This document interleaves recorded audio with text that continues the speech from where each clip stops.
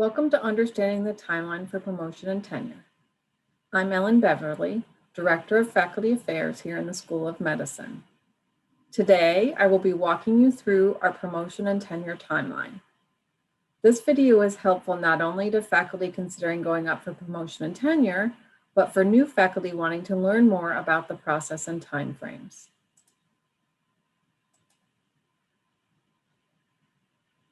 Before we begin, please remember that our P&T Resources webpage has information to guide you through the promotion and tenure process, including helpful video modules such as the one you're watching now, modules on preparing your CV, preparing your personal statement, as well as help selecting your referees.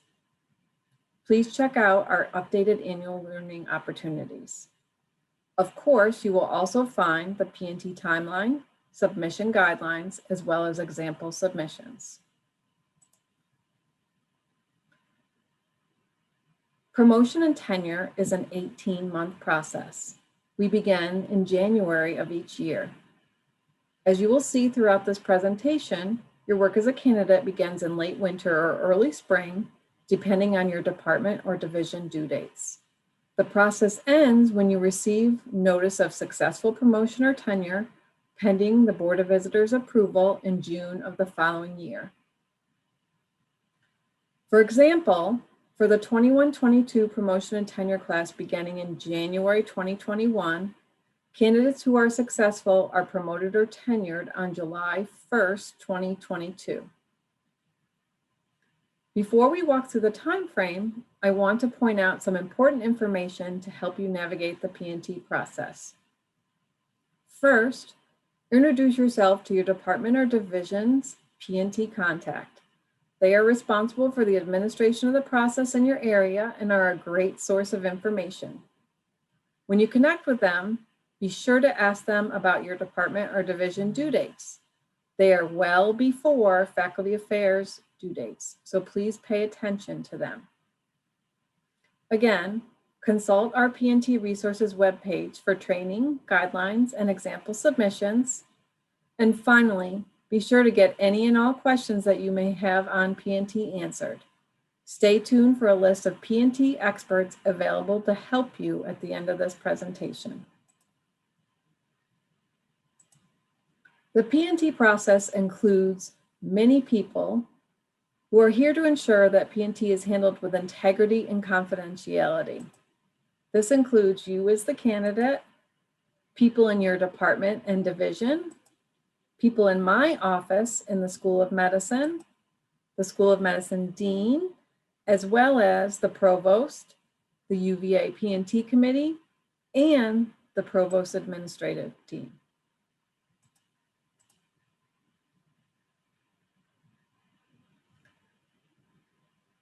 Here is a picture of a candidate checklist. This is available for you to download off of our P&T Resources page. You also can grab an updated version from your division or department P&T contact, who will be able to provide a copy with your own local division or department due dates inserted. Let's jump into the timeline. January to March is really about preparing for the upcoming P&T cycle. Faculty Affairs and the departments are looking at lists of faculty who are eligible to go up, and they're also looking at who may be at the end of their eligibility. We are also setting due dates for the cycle, updating guidelines, and planning new learning sessions. As a candidate, you should be discussing your candidacy with your department chair or division chief, starting to update your CV, work on your personal statement, and beginning your list of referees.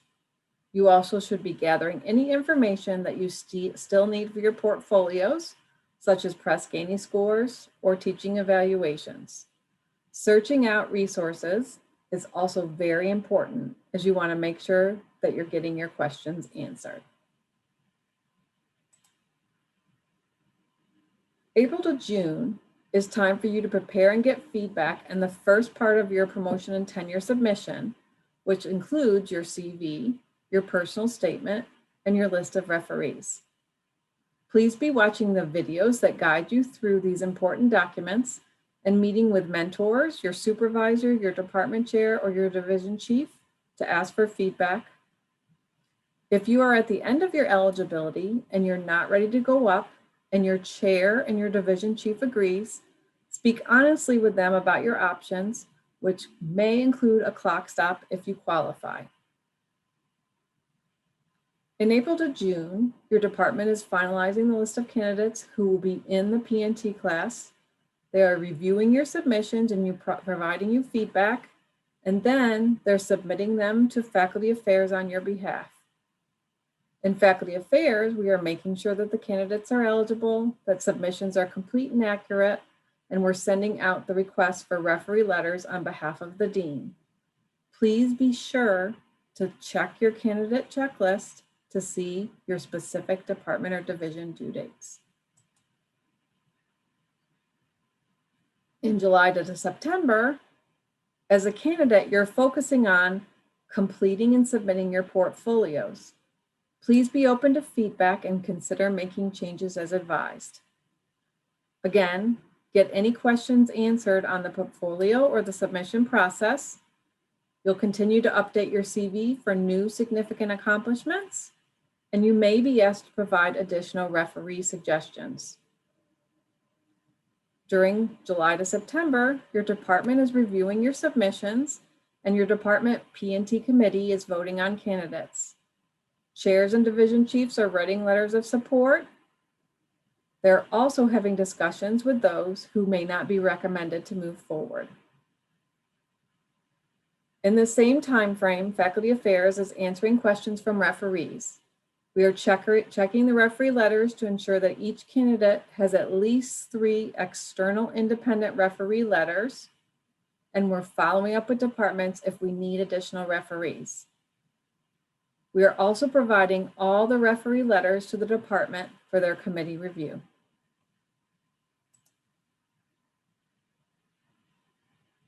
From October to December, the departments have completed their reviews and the entire portfolio submission is due to Faculty Affairs by October 1st. As the School of Medicine P&T committee deliberates, departments may be answering questions or clarifying information on submissions. In this time frame, as a candidate, you're going to continue to update your portfolio and your CV for new significant accomplishments, and for any who are not being recommended to move forward by the department, you're meeting with your division chief or department chair and deciding if you want to appeal. If you are appealing, you're submitting your appeal by the required date. And again, this date can be found in your candidate checklist.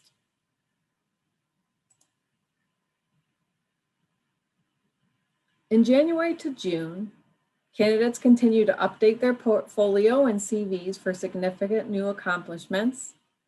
Your turn to any updates into your P&T contact, who will submit them to Faculty Affairs for you. Updates to your CV and portfolio will be accepted through April. In January to June, Faculty Affairs is finalizing the School of Medicine P&T submissions on behalf of the dean and getting them to the Office of the Provost. If you have not been recommended for promotion and tenure, you will receive notice February 1st.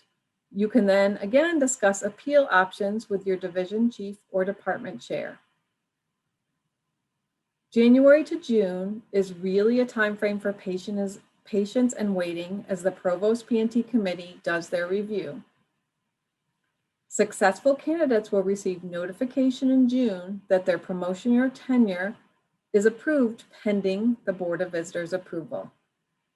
Promotion and tenure is effective July 1st, and the all-important associate merit increases are effective July 25th. If you'd like to understand the entire process, you may download the timeframe from our P&T resources page. This document tracks deliverables and actions for each month during the cycle for all the players in the process. It is a quick, comprehensive look at the entire process. You can also see the P&T timeline for 2 years on this document.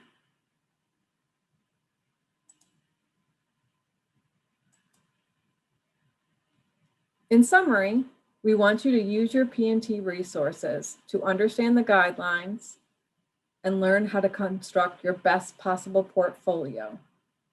Please consult our School of Medicine website for the list of current P&T committee members and also for previous P&T committee members who are also experts on the process who are available to help you.